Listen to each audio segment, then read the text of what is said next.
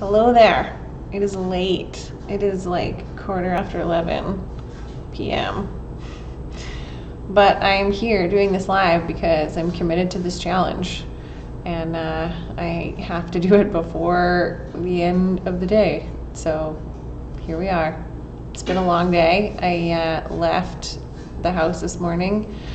And then I was just gone all day, which for me is a big deal because I spend most of my day at home for the most part. And yeah, here I am, feeling like it's the end of a long day. So today in my practice, I was running. It started out good and we were doing serving. I was teaching the girls how to serve and people were getting it, and I was like feeling good.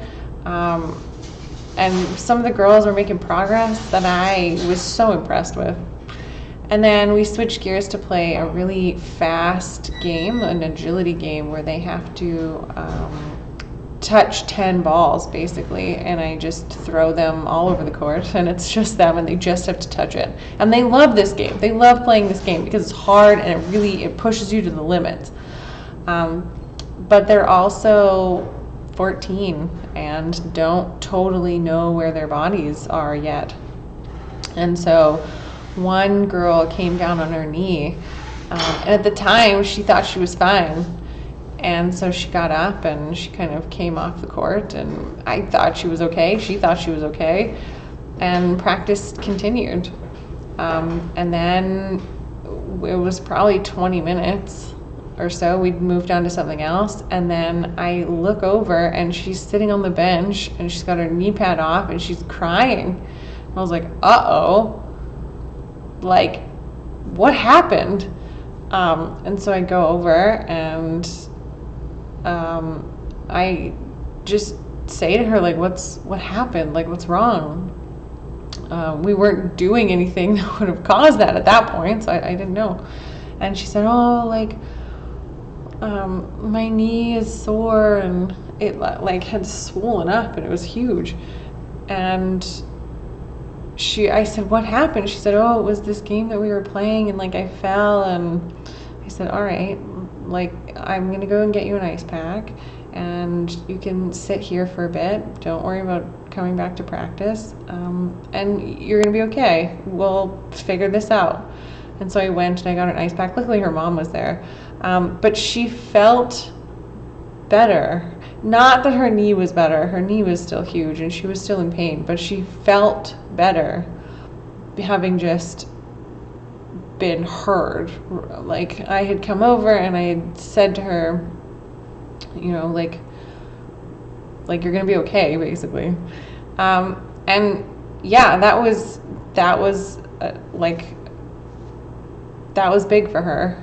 Not in that like I did anything special exactly, but and then I I'm giving her knee pad, not her knee pad, the ice pack, and I look over and there's a girl standing in the serving line who's just sobbing, and I was like, what is happening right now? Like this girl's hurt and she's crying, and this girl is now crying too. And so I tried to go over and chat with her, and we just chatted about what was going on, and her shoulder was sore, and so I just, you know, I just chatted with her to find out, is this an ongoing problem?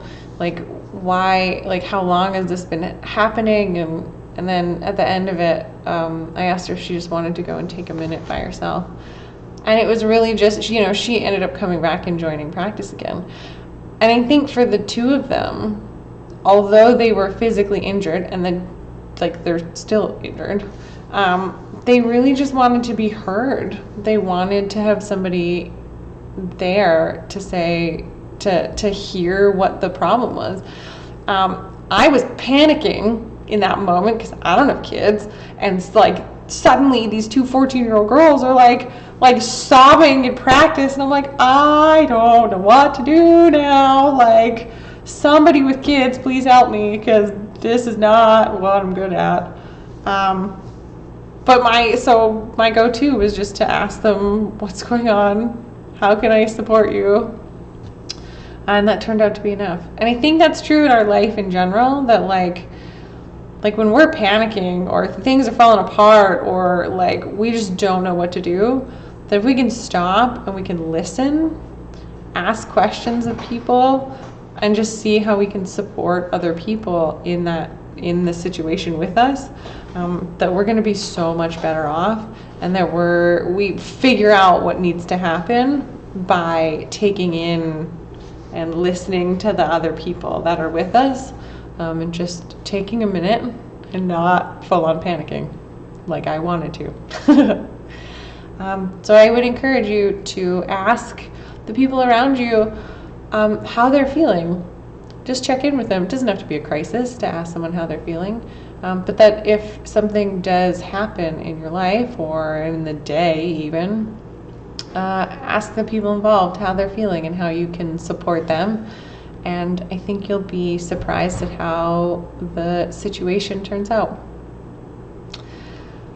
I would love to hear how that goes. If you want to leave in the comments for me how that goes for you in your life, I would love to chat with you about it.